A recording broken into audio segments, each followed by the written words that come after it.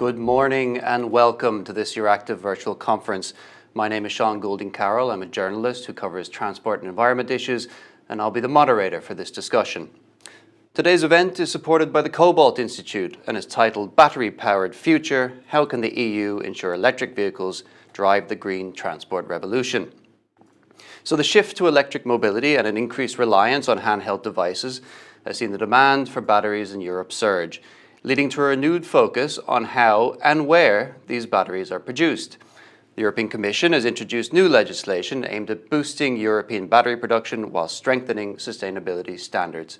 The proposed EU battery regulation sets ambitious recovery and recycling targets and seeks to tackle environmental and social issues within the battery supply chain. A particular focus is placed on the extraction of the raw materials needed to produce batteries, including cobalt, lithium, and nickel. It's estimated that the EU will need nearly 60 times more lithium and 15 times more cobalt by 2050 compared with the current supply. Today, we'll discuss how EU regulation can ensure green, ethically produced batteries and spur global innovation in the field. But first, I'd like to introduce today's panelists. I'm delighted to be joined by Rosalina Petrova, a member of the Cabinet of EU Environment Commissioner Virginia Sinkevičius, James Copping, a policy officer with the European Commission's DG GROW, MEP Antonius Manders, a member of the European Parliament's Internal Market and Consumer Protection Committee, Alex Keynes, Clean Vehicles Manager with the mobility NGO Transport and Environment, Emma Kendrick, Professor of Energy Materials at the University of Birmingham, and Adam McCarthy, the President of the Cobalt Institute.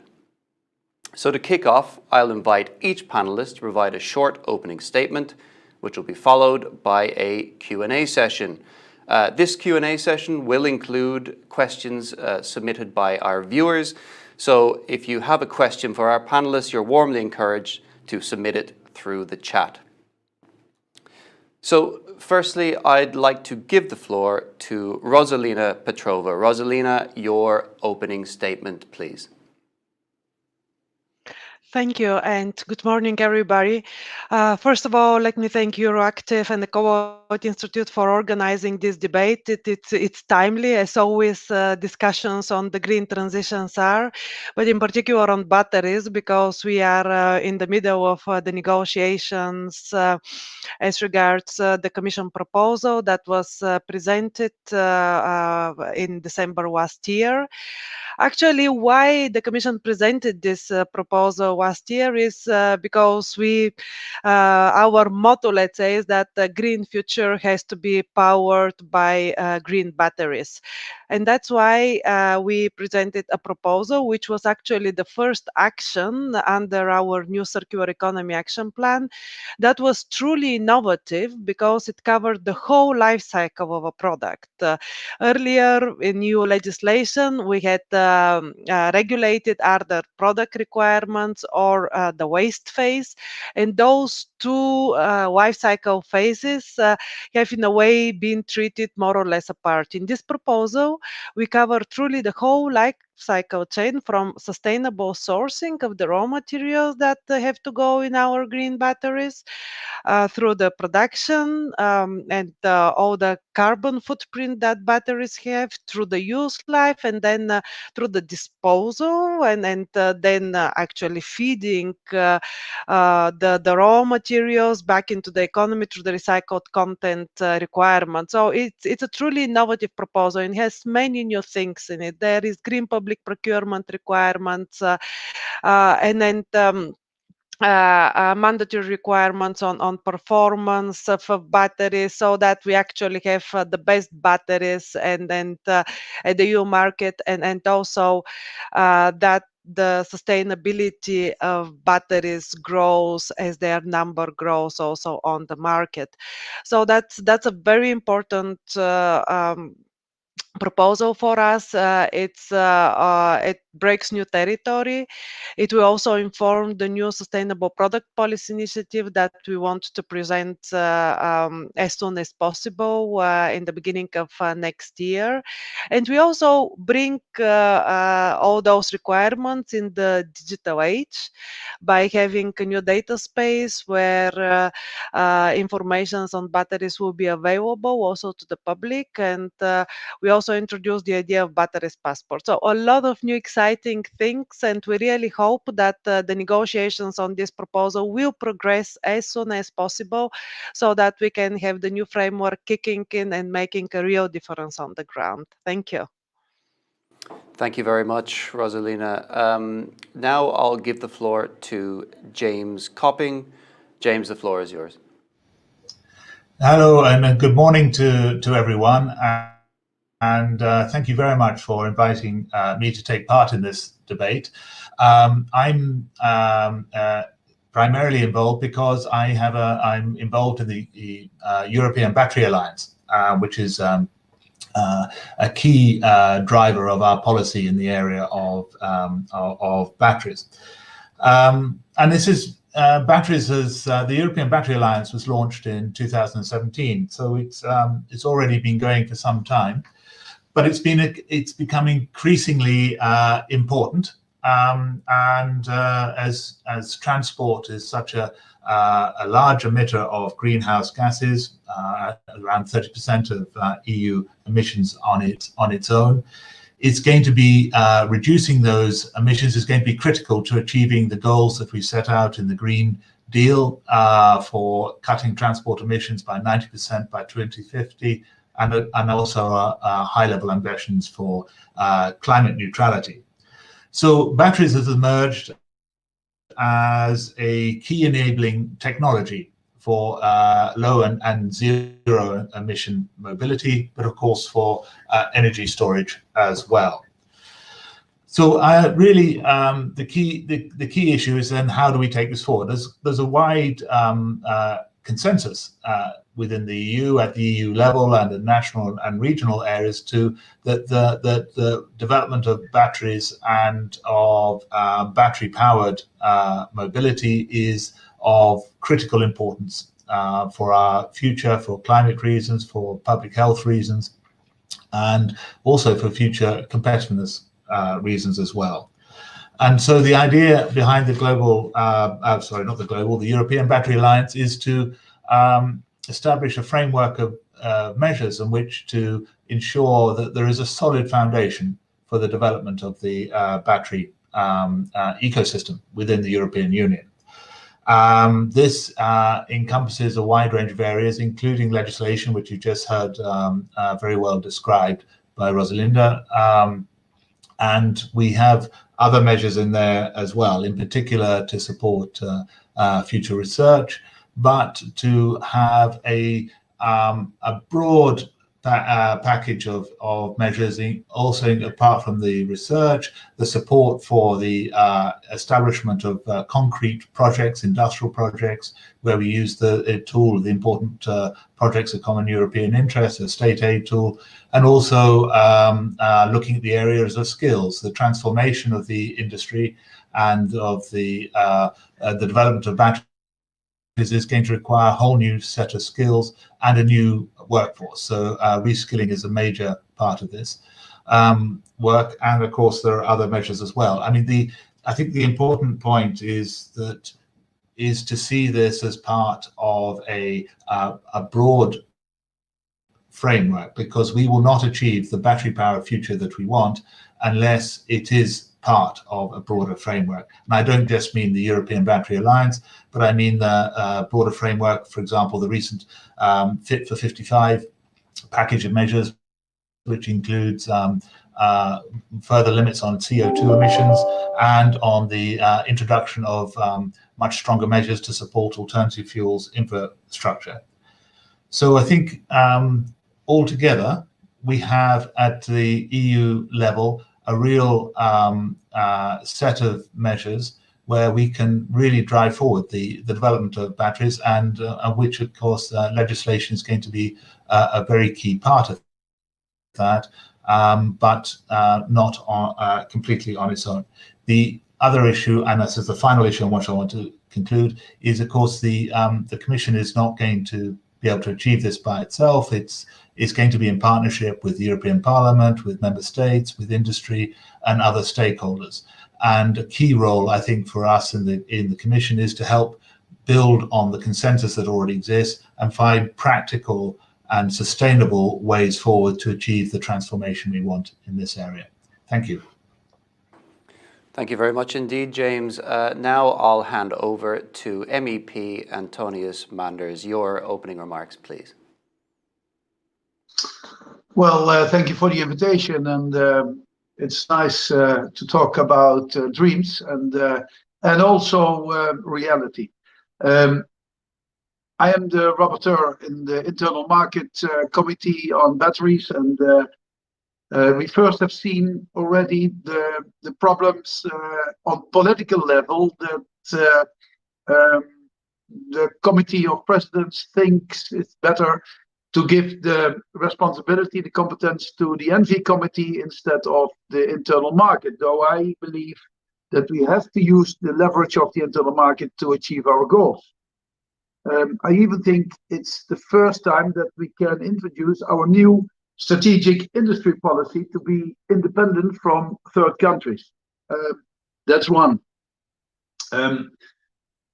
If I see that we need 60 times more battery production sites than we got now to achieve our goals, then I think it's a huge hurdle to go over. And I hope that we can find these loopholes to achieve our goals. But it will be difficult because the networks are not fit for it. So the grids, there are many more problems than only putting a regulation on batteries. At the other end, if you don't start, you never will reach your goal. So I'm happy to start, and I think that a lot of Chinese factories already are preparing to invest in Europe to be prepared on the new legislation. To reach the recycling goals, I am in favor of an export ban of waste batteries to outside the EU, but then we talk about competences. Internal market, it's not the competences for an export ban, so we are depending on proposals of another committee.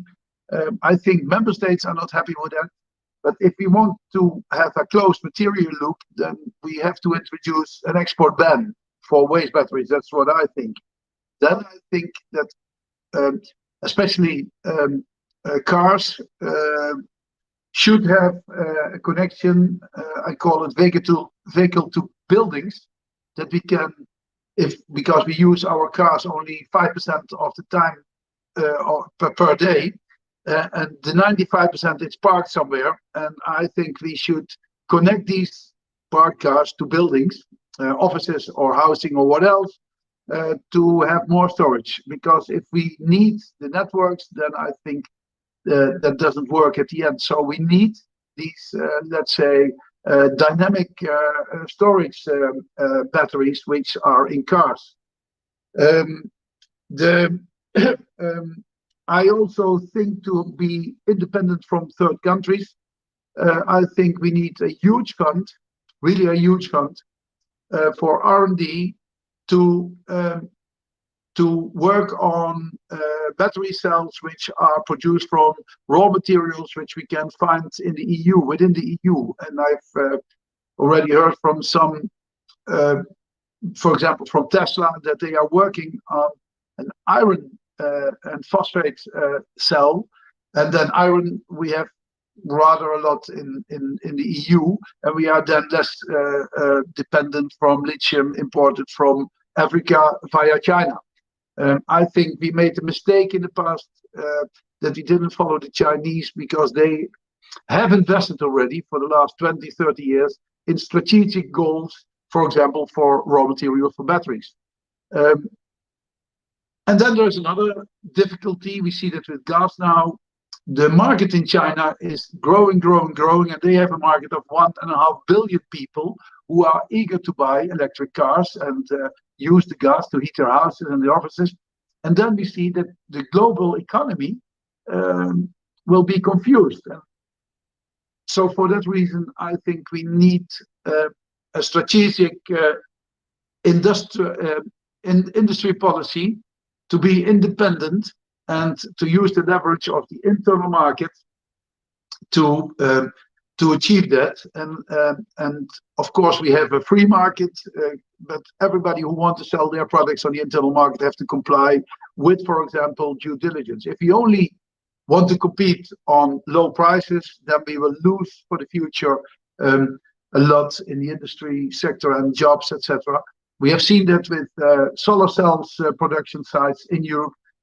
We brought them to China for the only reason was lower cost of production, and then we will lose because we have our social standards, we have our environmental standards, our technical standards, and if we don't combine them within a holistic approach, I believe that that's wrong. But on the other hand, with all these political hurdles that we got in a democracy, it's very difficult to achieve these goals. And I hope that politicians will be that wise that they can step over their their proud to achieve goals that we needed within the EU, and not that we are blocking, for example, in the Council or in the European Parliament. And I know that the European Commission is working hard, but we have to take more hurdles than only the European Commission. It's the European Parliament, but then the Council. And I hope that they also believe in this end goal that at least I support for 200%. Thank you very much. Thank you very much indeed. Now we'll go to Alex Keynes to share the transport and environment perspective. Alex, the floor is yours. Thanks very much, Sean, and thanks for inviting me to another interesting discussion on batteries. In my introductory remarks, I'd like to maybe address the kind of question about whether the battery regulation is fit for purpose and to what extent it can promote a sustainable and obviously competitive industry in Europe that can challenge the incumbents primarily in Asia. So as we've heard already, and I think everyone here knows, the battery regulation proposed by the Commission last year, this is the world's first sustainable battery law proposal, and it really is a unique opportunity to introduce smart legislation to underpin the rapid growth that we're going to see and we need to see in a green, ethical, and world-leading battery supply chain in Europe. So how can the battery regulation be fit for purpose in this context? So I think there's a lot to be celebrated in the Commission's proposal. We, of course, support some changes and amendments, which I'm happy to maybe go into later. But firstly, and that was already mentioned by MEP Manders, we fully support his view on how this can help Europe become more competitive on binding rules for environmental and social due diligence throughout the battery supply chain. So in particular, here ambitious and binding rules we think can help promote innovative and better material extraction practices in Europe as well, which, for example, I'm thinking about novel extraction methods like geothermal lithium. We don't have to source all our lithium from abroad, from third countries. There are deposits and novel ways that we can actually extract this ourselves in Europe. And binding due diligence rules here can actually help promote some of these innovative practices in Europe. Again, for example, dry stacking nickel mine tailings, things that the European players have a real kind of competitive advantage over some of our competitors in other regions, and for this reason, I would call on policymakers to reject calls that we've seen from industry and also in the Council to delay the implementation of these rules. Secondly, sustainable manufacturing. The proposed carbon footprint rules as well, I think are really important battery making needs a lot of energy. I think we know this, and it's essential that the new regulation supports and incentivizes the use of clean energy and efficient manufacturing as well. And I think here it's important to say, not just looking at everything as a burden, but the maximum thresholds and the transparency around carbon footprint reporting it can help promote innovation in manufacturing. Tesla's already been mentioned, but again, their use of something called dry electrode coating technology, which actually eliminates the use of ovens, which you need to dry the cathode material. So this is an innovative process which can be, which is incentivized by having to reduce the carbon footprint of the production processes. And again, I urge policymakers stick to at least what the European Commission has proposed in terms of timeline implementation. European companies are at an advantage compared to other players in the market who operate in countries and regions with a much more carbon intensive energy grid. So here again, European companies can really get a foot up, let's say. The third point I just want to quickly make in the introductory remarks is on recycling. I think, we've heard a lot about, closing the material loop, and I think few people today question the benefit of recycling. And crucially, from a strategic autonomy point of view, it obviously helps secure these critical metals in Europe once they've actually been imported. But at the moment, the issue is that most of our lithium-ion batteries are sent to China, and that's where most of the recycling takes place today. Europe has inadequate lithium-ion battery recycling capacity or expertise. Currently estimated at only 33,000 tons a year, which is dwarfed by Chinese capacity. This is obviously going to be insufficient when we start seeing all of these lithium-ion batteries come to the end of their life from electric vehicles after 2030 come onwards.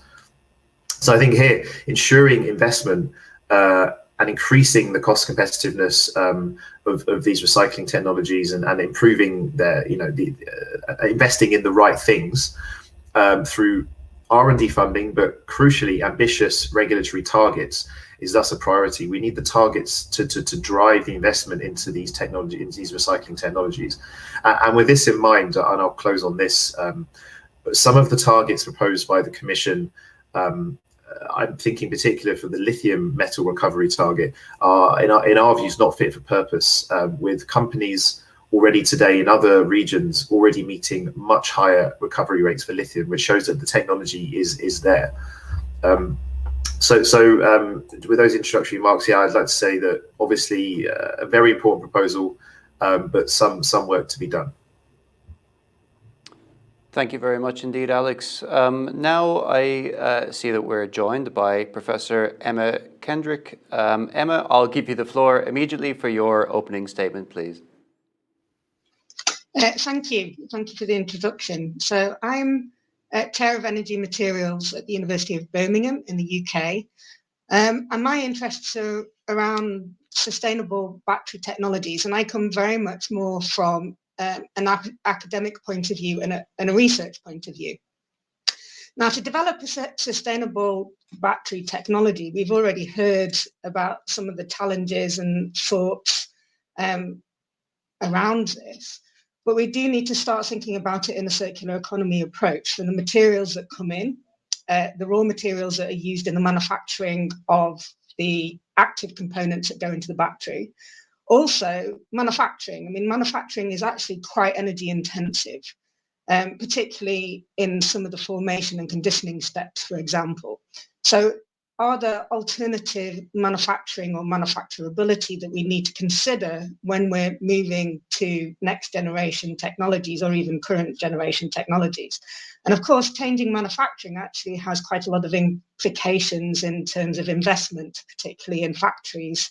A huge amount of investment is needed to change some of these processes, which is in part why we may already be stuck, let's say, with some of the current processing, just because the level of investment that's required to change these processes. Now, it's just not just about the materials, the manufacturing of the materials or the manufacturing of the cells. It's about the longevity of the cells and the cells in life. If something lasts a lot longer, then in terms of a sustainability approach, that has a lower environmental impact over the lifetime of the cell. At the end of life, we then consider second life applications or potentially recycling.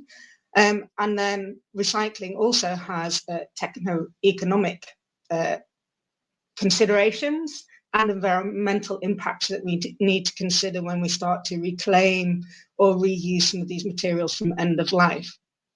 If we can reclaim some of these materials from end of life, of which the European directive has given us some quite stringent targets against that, we can start using these as secondary ores rather than primary ores to then feed back into the manufacturing process again.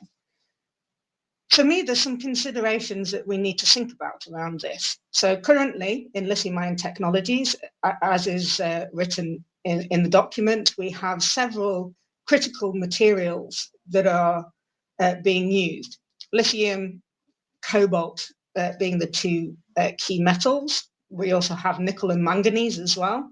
But we also have things like phosphorus and graphite, which are also on the critical material list for Europe, which we also need to consider about what the life cycle of those materials are and how we can reclaim those or reuse, or whether it's even economically viable to do so within some of these recycling processes.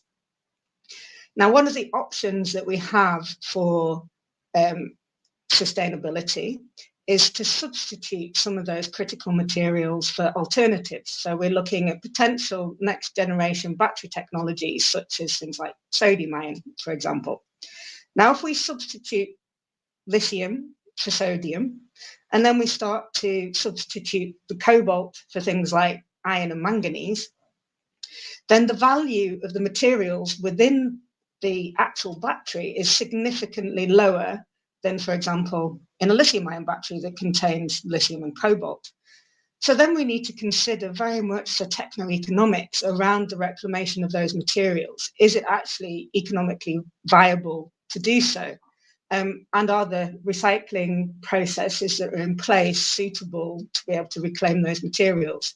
Now, there's different things that we can reclaim. We can do direct loop recycling, short loop recycling, take everything back to the metallic components. From my point of view, I would suggest that what we need to consider in terms of alternative technologies is actually then the lifetime. And it's the lifetime of these cells that are going to be really key to maintain that sustainability or improve the sustainability of those new technologies. Whereas the value of the lithium-ion batteries is so much more than, for example, the sodium-ion. We also need to consider the manufacturing methods. We have very high energy processes, particularly in the formation and conditioning. And from a research point of view, this offers quite a lot of scope for looking at alternatives. And I think that this is part of the key processes within manufacturing that we do need to consider. And so finally, just to kind of summarize some of the work that we do in our interests, sustainability is not just about the materials that are coming through, where they're obtained from, but it's about the full circular economy approach. And I do think very much that this new directive is trying to address some of those issues and some of those problems, whether or not it'll have knock-on effects to other things, particularly in terms of using the recycled materials back into a battery again, because as far as I understand and reading through the documents, it doesn't actually specify where those recycled materials are coming from. So it could come from somewhere outside of Europe, which in my mind doesn't really address the questions of circular economy approach. There's a lot of scope here. I think it's really good to have those ambitions. And I also think by having that written down in terms of research, we will be trying to address some of those problems accordingly. Thank you very much. Thank you very much indeed, Professor Kendrick. I'll now give the floor to Adam McCarthy, who is the president of the Cobalt Institute. Adam, your opening statement, please. Sean, thank you. It's really a pleasure to be able to take part in the discussion this morning and to be engaging with such a distinguished panel of speakers with such a range of ideas and questions, which I think are critically important. Before making comments on the regulation, I just wanted to say a couple of words about the Cobalt Institute, Cobalt itself, and particularly the role that Cobalt plays in batteries, and why the regulation is a particularly important piece of legislation for the cobalt industry. The Cobalt Institute is the global association representing the cobalt industry and value chain. We have around 75% of the global cobalt market in our membership, including some of the large cobalt producers, cobalt processors, and ultimately cobalt users. Cobalt generally is produced as a byproduct of either nickel or copper production. We actually only have one pure cobalt mine in the world in Morocco. The other 95-ish% is a byproduct. Of the supply of cobalt, and we've heard already quite a bit about that this morning, around 65% of cobalt is sourced from the Democratic Republic of Congo. Other sources, critical and key sources, include the likes of Australia and Canada, and around 10% of cobalt today is recycled. Whilst cobalt is used in a variety of applications, it is batteries which dominate uses of cobalt. So today, around 57% of global cobalt production is going into batteries, whether that be for electric vehicles, energy storage, or portable electric devices such as mobile phones and tablets. But you can see why the regulation is such a critical piece of legislation for the cobalt industry. In terms of where cobalt is used in the battery, cobalt is used on the cathode side of the battery, whereas energy density helps provide range for the vehicle. It is also there to support the energy stability of the battery and the overall durability and sustainability of the battery. We believe that these features give the vehicle the range and durability that is needed by consumers and to help support this transition to the zero-emission mobility. Indeed, without cobalt, the carbon calculation of the electric vehicle is similar to that of the internal combustion engine. So therefore, we believe cobalt is critical to our goal of electrifying the vehicle fleet, reducing emissions from transport. In addition to batteries, cobalt's used in energy storage. It's used in wind turbines and solar panels. And given its recyclability, it offers a huge contribution to the potential of the circular economy and can even be used to produce green hydrogen. So therefore, cobalt, we believe, is a critical material to the energy transition and the broader green transition that Europe is seeking to undertake. Looking now very briefly at the battery regulation itself, the cobalt industry is broadly very supportive of many of the key elements in the proposal, including requirements to increase traceability of battery materials and the rules on their responsible sourcing. We also welcome efforts to increase recycling, but do believe that a calculation methodology is necessary before we actually start to set specific targets. However, as you would expect, we do have concerns about other elements and indeed some emissions from the proposal. We don't necessarily see the need for battery materials to have their own chemicals management regime when we already have REACH, and feel that the focus should be on making REACH work for all chemical substances. One key area that we believe that the regulation is omitting is that it only focuses on one lithium-ion battery chemistry and makes no provision to include current and fast-growing technologies and future chemistries in proposed materials targets for recycling and recycled content. We believe a failure to take account of new and emerging technologies, indeed existing technologies such as the lithium iron phosphate batteries, which have been spoken about, would lead to the creation of an unbalanced playing field of missing out on the recycling and sustainability benefits of including these technologies. We would therefore support an automated mechanism to include these technologies into the regulation. So I'll stop there and look forward to the discussion, and thank everyone for joining today. Indeed, for these opening remarks. We can now move to the question and answer section, the wider discussion section of today's event. So maybe, James, I can start with you. So Vice President Šefčovič has called for Europe to be strategically autonomous in the production of batteries. How close are we to achieving that? Do you think we can break our reliance on Asia? Yes, no, thank you very much for that.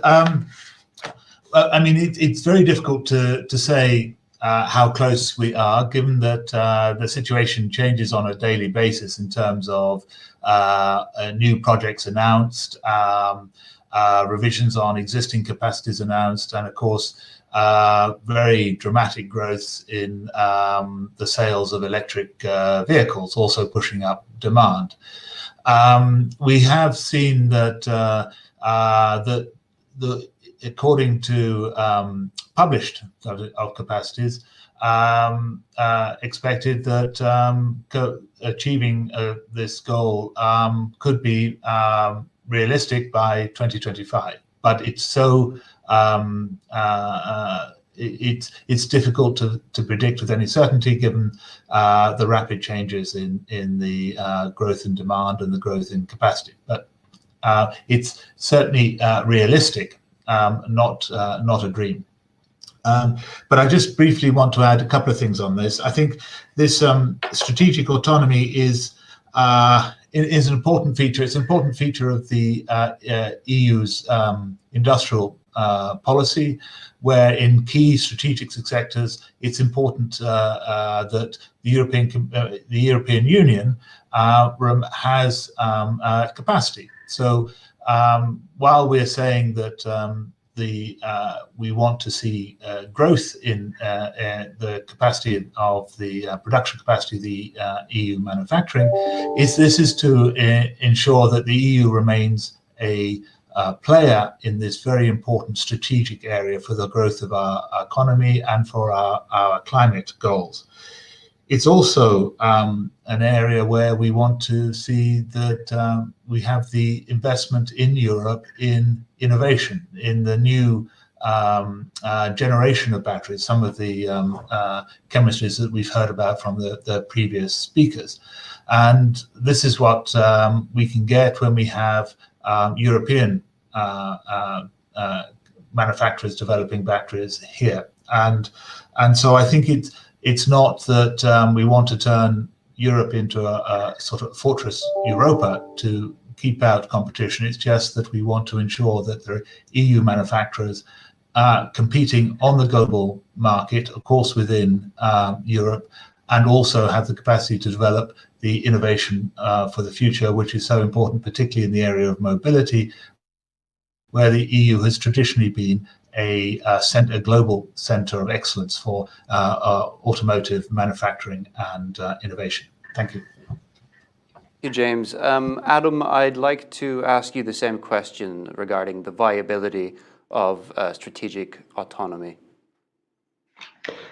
I think it's a phrase that we hear a lot about. As an organization, we also engage globally, not just at the European level. And we see this conversation happening in other geographies, such as the United States, where there are general concerns about security of supply, manufacturing in different parts of the world. I think James mentions a number of areas that I think will be critical as Europe seeks to develop its own battery industry, and that's around investment, access to funding. I think the critical point that we would make is that whilst there is ambition to seek to source materials from a diverse background as possible, we can't unfortunately change geology. So we will still be reliant upon certain supplies of our natural materials, including cobalt, from places like the DRC. And I think then our challenge is obviously then to ensure that we're getting that supply in a way that is both responsible and sustainable, but also transparent. Certainly some of the proposals in the battery regulation do allow for that. But I think it's also necessary then that we do look to recycle, so that we're ensuring almost that so-called indigenous supply. So whilst Europe certainly can make steps in the right direction, I think it has to also acknowledge that we always are going to be part of a global trading system. We are going to be part of global supply and value chains and need to act accordingly. Thank you very much indeed. Alex, I believe this is also a topic that you would like to comment on. Yeah, well, I mean, to be honest, I kind of covered a lot of the issues around Europe being strategically autonomous in my opening remarks. I think, you know, the proposal is a very good start.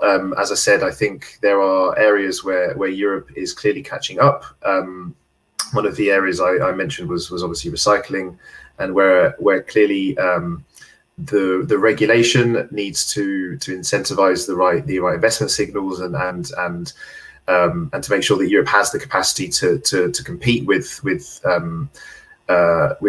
other regions, particularly Asia, and, you know, obviously that we're not sending all of our end of life batteries to abroad to third countries, and we're actually recycling and getting back all these critical materials and keeping them in Europe. As I said, I think some of the ways that we can promote our strategic autonomy, I think, are the three areas as well as kind of promoting the circular economy within the continent. I think as well, where European companies and Europe itself can, as MEP Manders said, we can export our values via the internal market. Obviously, the internal market, European internal market, is an unavoidable market for third countries and for players who want to sell into our market, of course.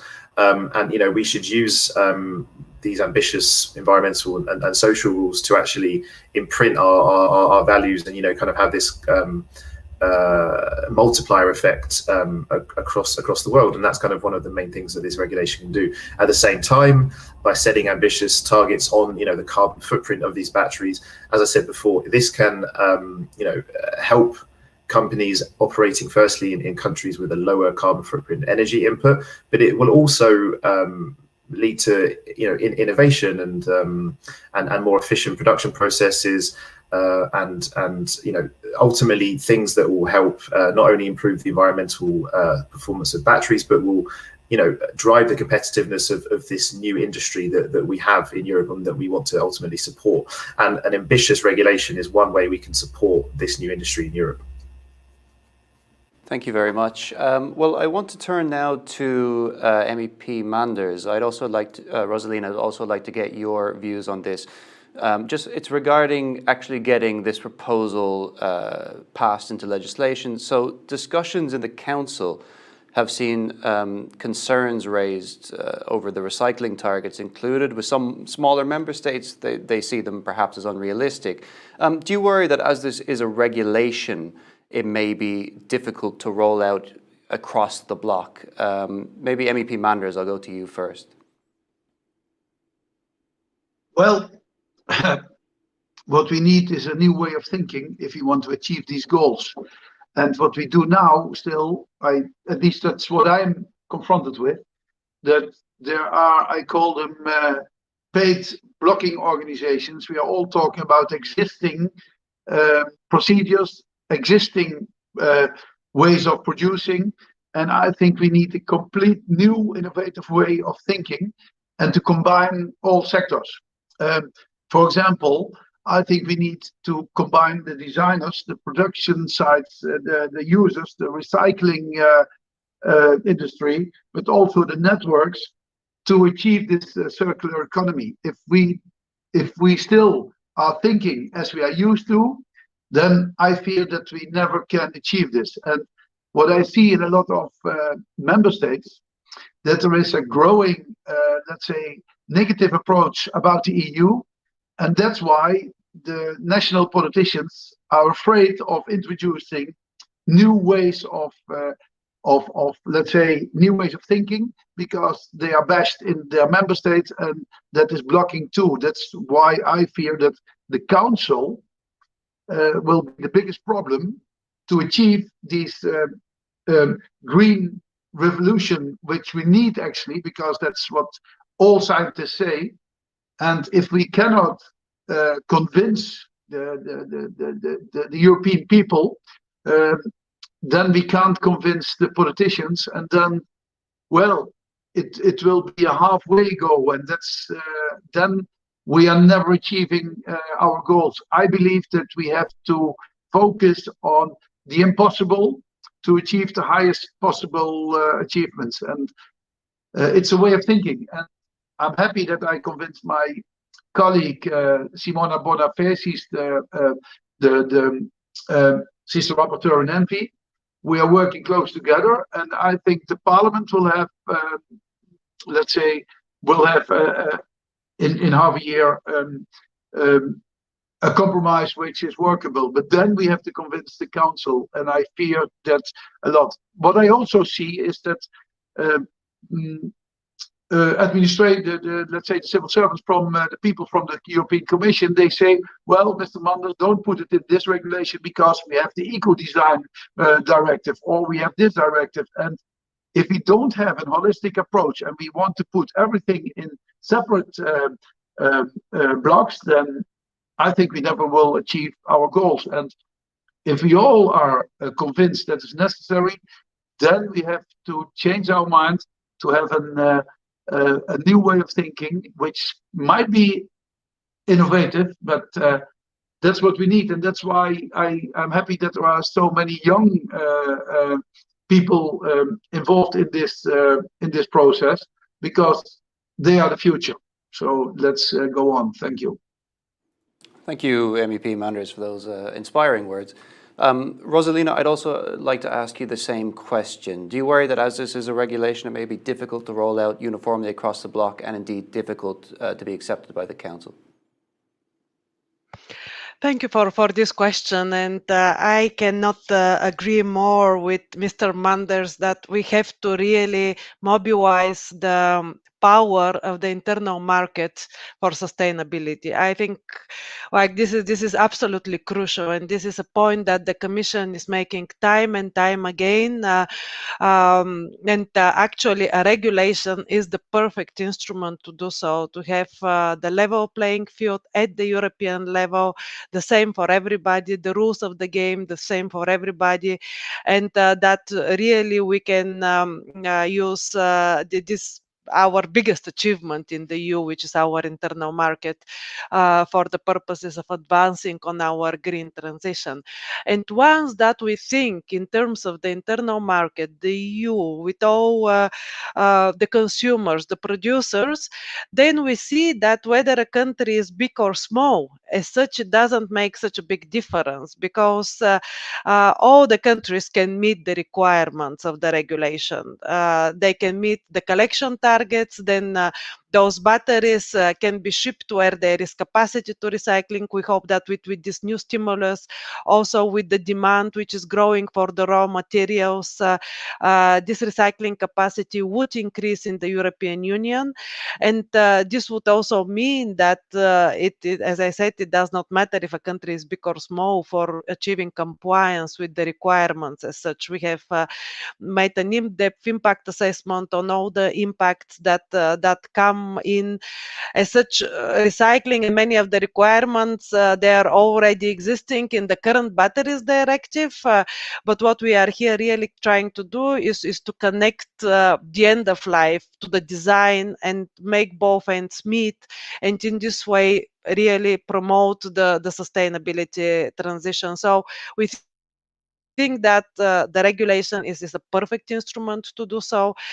We think that we have to keep the internal market legal basis so that we really can use the power of our internal market and its leverage.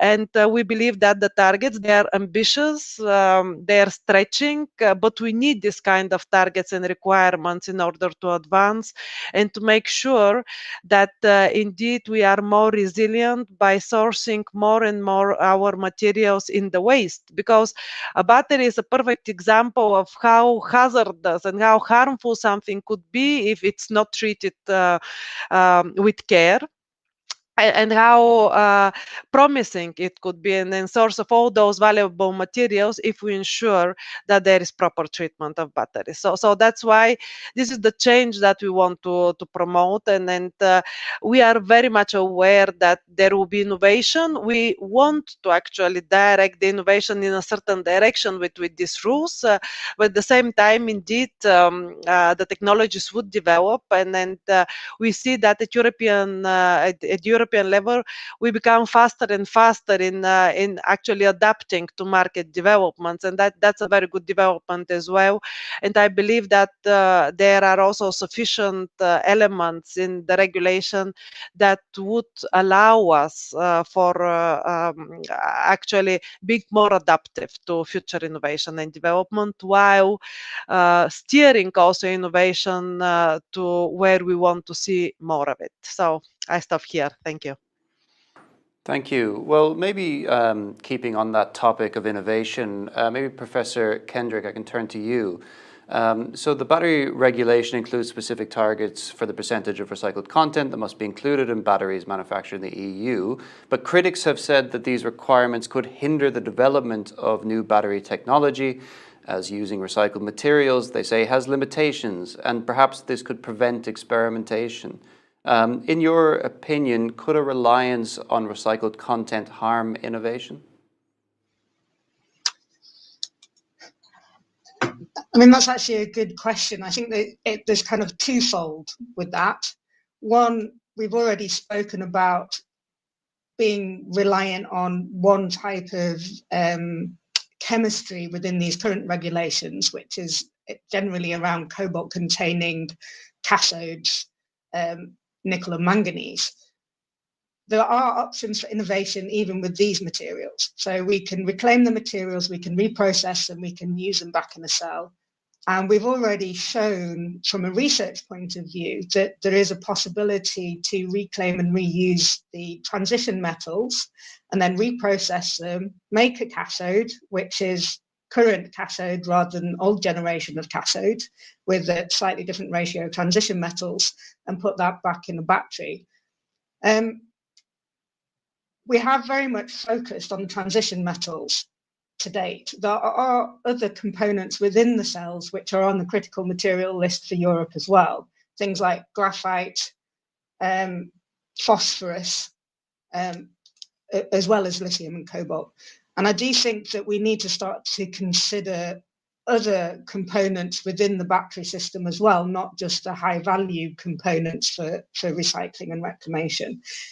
It also does give us an opportunity for innovation, I think. So we can take what has been produced from the recycling and then upscale it potentially, looking at next generation materials. So just to give you an idea for lithium reclamation, quite often sodium is actually used in a process to reclaim lithium. The Solvay process is very well known. That introduced sodium, I know I've spoken about sodium a lot, but sodium into the system, that we could start looking then potentially at utilizing those materials in a zero waste kind of ethos for innovations. And the other thing is around the iron and the phosphate.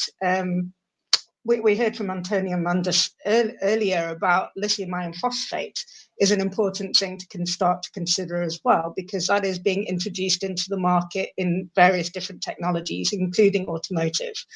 And this also needs to be looked at in terms of reclamation of the materials and recycling, particularly as phosphorus is one of the critical materials. There's potential to then utilize these along with the other transition metals and the fluorides that are produced to, again, look at innovation, upscale, use the materials that we have to manufacture new ones. I do think there's a huge room here for innovation, and we're not limited. We can use our imagination to whatever comes next. Thank you very much. MEP Manders, I believe you need to leave soon, but I have a question from the chat, from the audience here for you. It's from Silke Conrad. How can you ensure stability to industry when there are far too many delegated acts in the proposal on very technical issues that will require 1, lead time, and 2, clear technical guidance before implementation? Do you agree with that statement, that there are too many delegated acts in the proposal? No, because we need delegated acts to be actual. If we now prescribe everything in this regulation, then it's not a dynamic way of working, and we need it. And I have faith in the quality of the people at the Commission to work together with the industry if they do so, because sometimes I'm also disappointed in these delegated acts. But if you want to be dynamic, you have to have the possibilities to change during the process. Because, for example, if there is a new material discovered of which we can produce battery cells, then we have to allow that, of course. And you can't, if you're not aware of them now, but next year we are, then I think that the Commission should have the possibility to change that. And we need a new way of thinking, and that means that also the European industry, because the overall goal of this regulation is first to reach the Green Deal, our green targets. That's one. Secondly, to provide the European consumers with sustainable ways of transport. But third, and perhaps the most important, to protect our own European industry. And if then the industry is fighting against the legislation, that's not really helpful. I think we need altogether to achieve our goals that of which we are all convinced that it's necessary to achieve them. And so we have to leave the old way of thinking that we want to have less legislation. No, actually, I believe that we need more legislation to have higher standards in the EU, within the EU, to use the leverage of the EU. And if companies from outside the EU want to do business within the internal market, then they have to comply with these higher standards. That means that then we have a level playing field. If we go to the bottom with our legislation as we did in the past, and that we only focus on price setting, then we will lose. And then in 25 years, Europe is a museum for rich Chinese tourists. And I want to avoid that, not for me, but for my children and my grandchildren. So I hope that the industry sees that too, that it is for them to protect for the future. Thank you very much indeed. Well, I'd like to turn now to Adam, just looking at the regulation. So some industry leaders have expressed concern about the ambitious timelines in the regulation, particularly regarding third-party verification. Do you share the concerns that the timelines are too ambitious? I think there is, as Alex said earlier, I think we do need some ambition in the regulation to really drive forward and really drive the potential change. But I think we also have to be realistic that we can't change systems overnight. We have to have time, we have to have the ability for industry to prepare to implement the various elements in the regulation. So I think we do have to sometimes temper that ambition with the reality on the ground. And I think we also got into an important discussion around the use of delegated acts. These are quite technical pieces of regulation which will take time to develop, which will take time to actually go through the process. So whilst ambition is there, I think we also have to acknowledge that it is going to, we are going to require time to both put the more technical, detailed rules into place and allow industry to implement that. So I think certainly as we move forward in the discussion, we do have to bear that in mind. But I think we also need to not lose the urgency here. I mean, we're talking about needing to make the green transition, the energy transition. The climate crisis is upon us now. We don't really have 5 or 10 years to wait. We have to act now. So there is need for speed. There is need for ambition as well. Thank you very much indeed, Adam. Well, Alex, I'd like to go to you now. So in a recent position paper, the European Automobile Manufacturers Association expressed concern that the EU batteries regulation could drive up the cost of batteries and ultimately make electric vehicles more expensive. What do you think? Could this law make EVs more expensive? Well, it's a very interesting question, and one which we are, as Transport and Environment, incredibly interested in. I mean, Transport and Environment, for those of you who know us and what we're about, we are calling for the complete decarbonisation of transport. Well, in particular, I'm focusing on road transport. So, road transport needs to be completely decarbonised by 2050, and we see by far the biggest, the best solution for that as electrification, direct electrification. So the last thing we will want to do as Transport Environment is raise the cost of EVs and batteries, of course. So I think it's important to say that the momentum and the drivers for the battery cost reduction that we've been seeing over the last years, massive cost reduction in battery, lithium-ion batteries, these greatly exceed any potential costs from additional requirements that we will see from the regulation. I'll explain what I mean. Firstly, the drop in battery costs is driven by primarily 2 things. So economies of scale and technology improvements in the battery chemistry, so around battery density. These 2 parameters will continue to improve at a very strong rate over the next years and are really very limitedly impacted by the new requirements in the battery regulation. So economies of scale, we're seeing, these are well underway in Europe. Our latest kind of in-house monitoring of battery production plans in Europe, we see at least 27 battery gigafactories plans now with investment confirmed and offtake agreements with users confirmed. There's many more in the pipeline as well. This will be a 10-fold increase in output in Europe over the next 5 years.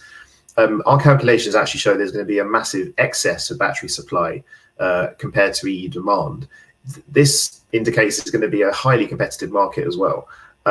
So, we really don't expect, we expect the opposite, to be honest. The battery prices will continue to fall with the price decrease pressures continuing to tell. So another thing actually to say is that when something comes in as a standard across industry, which this will clearly do as it's a regulation, we don't see the costs go up. For example, the car CO2 regulation is a good example. Car makers always complain that this would put them out of business. And every single time a new standard comes in, of course, that doesn't happen. We haven't seen more efficient cars go up in price. This is only the case if companies do so voluntarily, so-called kind of green premiums. If this is going to come in, obviously, as an industry standard, of course, will be absorbed across the whole sector. I think, just to very, very briefly say, and I think the Commission can say more about this, obviously, because of the impact assessment that was undertaken. But in terms of the actual costs foreseen for some of these measures, these are incredibly minimal costs across the whole industry. So, for example, the due diligence obligations, the Commission foresees an annual cost of just between 2 and 20 million euros.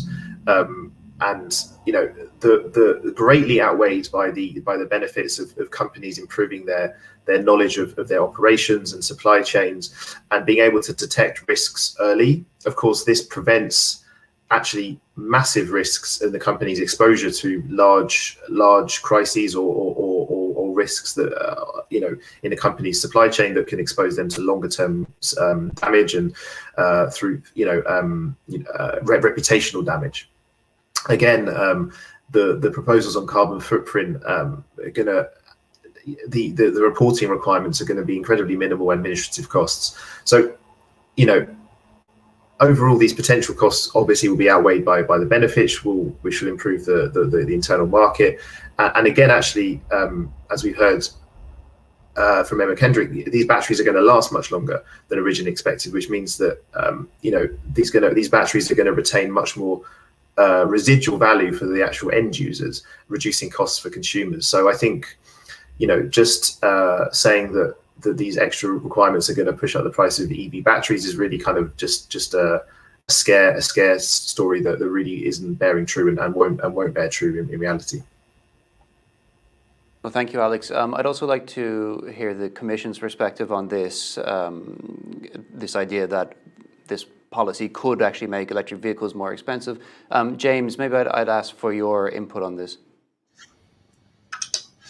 Yes, no, thank you for that. I'm coming in from what Alex has just said. At least everything we've seen so far is that there's been a quite steady and sometimes dramatic falls in the costs of the batteries, and therefore the cost of electric cars.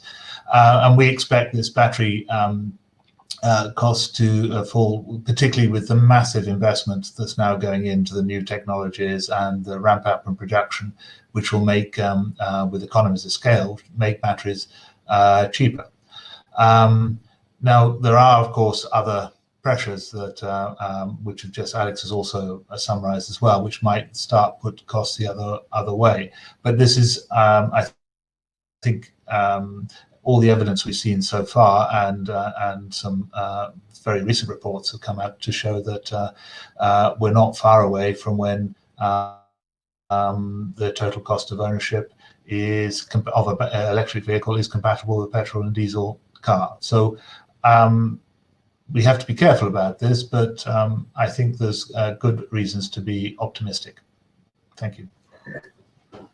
Thank you very much indeed. I'm aware that we're moving towards a close of our event, but Rosalina, I want to ask you one question. It's also come up, this idea has come up in the chat. So there's concern over the idea of double regulation, particularly that the upcoming Sustainable Corporate Governance Directive will add complexity and make it more difficult for industry to comply. Is industry right to have these concerns over double regulation? Rosalina, I'll ask you. Not really. Whenever we make our European legislation, due rules and laws, we ensure that everything is compatible and it has added value. So in particular, when we are talking about instruments that come so closely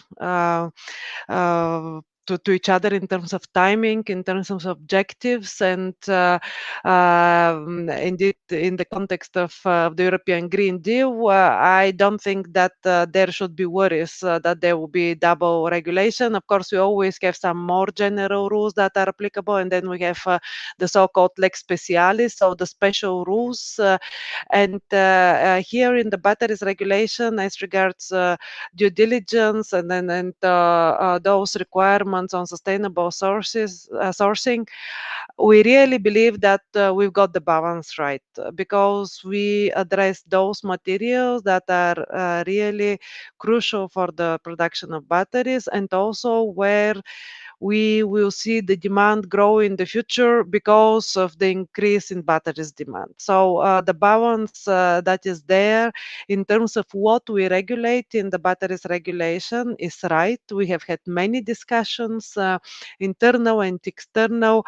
You know that in terms of how this proposal was drafted and then put forward by the Commission, it's unique cooperation between all strands of the Commission. So it's the internal market dimension, the environmental dimension, the trade dimension, everything as such converged into this very specific proposal. So I would not say that there is a risk of double regulation, neither as regards corporate governance nor as regards REACH. This was another element that was brought up, but the rules, no matter what decision in the end is taken, they're also fully compatible with REACH, and at the same time, we would like to have, let's say, in the agenda of REACH, more emphasis, more priorities given to those critical materials that we need for batteries. So that is that is my reply to it, and then I think that, like, if industry has specific concerns, it's better to stay specific also what exactly and how, but in terms of overall and consistency and also in terms of the detail, I think that we've got it right. Well, thank you very much. I'm looking at the time and we only have about 6 minutes left. So I do want to give you each the chance to give a closing remarks. Maybe then I can ask each of you to summarize your main message that you would like our audience to take home with them. I'd ask you to keep this as brief as possible so that we don't run over time. Well, let me start with Adam McCarthy, the president of the Cobalt Institute. Adam, the floor is yours.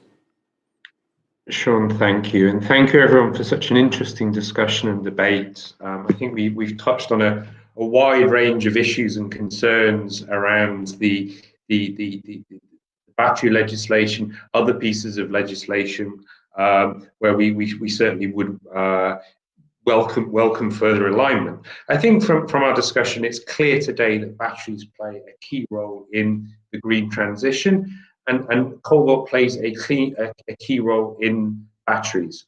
So as we look to set Europe's regulatory environment for the next 10 or 15 years, we need to ensure that cobalt and all battery materials are really able to play the role in the transition to a sustainable economy in both an open and transparent fashion. We will be working towards this goal and look forward to our continued discussions. Thank you. Thank you very much indeed. Now I'll go to Professor Emma Kendrick. Your short closing remarks, please. Okay, so I think this offers a huge room for innovation, both in terms of materials design, manufacturing and recycling.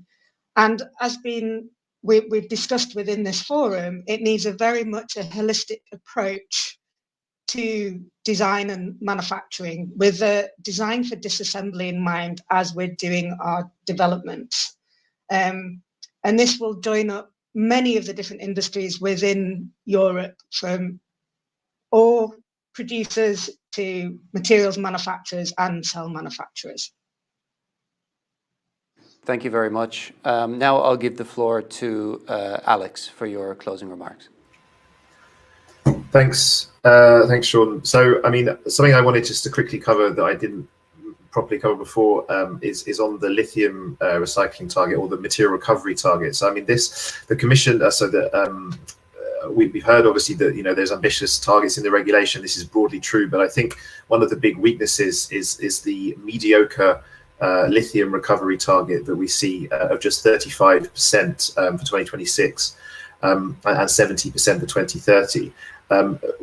We know that the companies in other regions are already today recovering 90% plus lithium from more from better, more innovative and newer recycling technologies.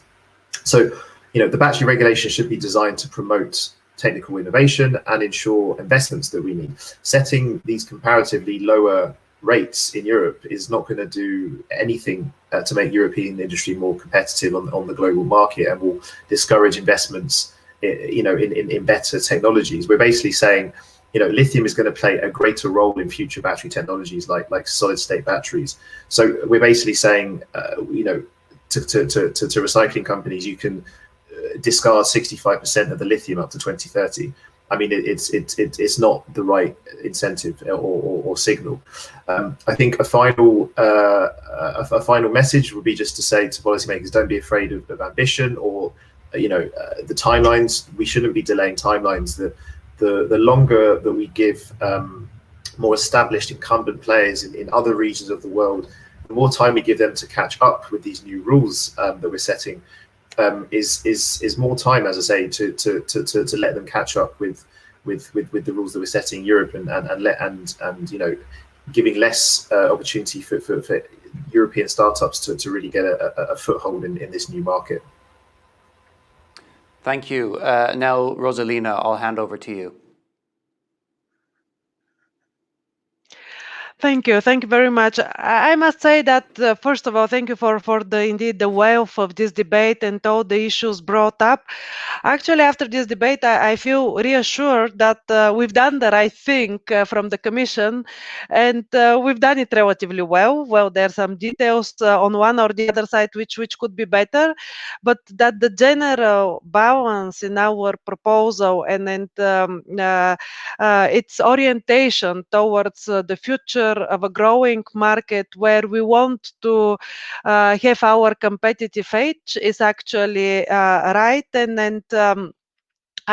then we should go for green batteries that power a green future, and we have to indeed make sure that we mobilize both our internal market and our environmental policy achievement to get to a new ambition, and that would be one of the very concrete deliverables of the new European Green Deal that is relevant for key sectors, mobility, the communication, so many of the things that we want to see us having this competitive edge, that we have to get it right, and we have to get it right quickly. So I hope that we will manage to advance swiftly during the French presidency, based on the big achievement that was achieved in the Council, in the European Parliament, and that we can start designing those and implementing those rules, and then getting into the more specific rules that will really make the change on the ground. So thank you very much. Thank you very much indeed. And now, James, I'll give you the floor for your closing remarks. Okay, no, thank you very much. And I will be very brief because I think Rosalina has really summed up very well what the Commission is trying to do. I think everyone agrees that the future must be battery powered if we are to achieve all our objectives. And I think, as I said before, the key role for the EU in the Commission and other EU institutions is to ensure that we have the right framework in place that allows member states and regions, and in particular industry and others, to to develop the batteries and the technologies and the innovation we need for the future. In particular, legislation is critical to ensure we have the sustainable approach to battery manufacturing and putting high quality batteries on the market. Also, to create a level playing field, we want to, of course, invest in the future through investment in European research. The support from the European Investment Bank is huge, but this has all helped to encourage industry to invest substantially in the future, and in the region of 60 billion in the last couple of years each. So this is really important. And final point is to say, we want to have this ensure that Europe remains a center for innovation in this really key technology. It doesn't mean we're going to be, and I pick up the point that Adam made earlier, we're not going to be self-sufficient or autonomous in everything. Certainly we will be dependent on some raw materials to come in the future, but the importance of the circularity in principle, which is built into the legislative proposal and is behind a lot of the policies of the European Commission, is essential, and it's something we need to build on. Thank you. Well, thank you very much, James. Well, that brings us to the close of today's conference, but I would like to thank all of our panelists for their excellent contributions today. Thank you to the Cobalt Institute for supporting today's debate. And of course, thank you to you, the viewers, for joining us. If you want to watch this virtual conference back, you can find it online at the Euractiv YouTube channel. Well, that's all from the Euractiv studio for now, but in the meantime, take care, stay safe, and we'll see you next time.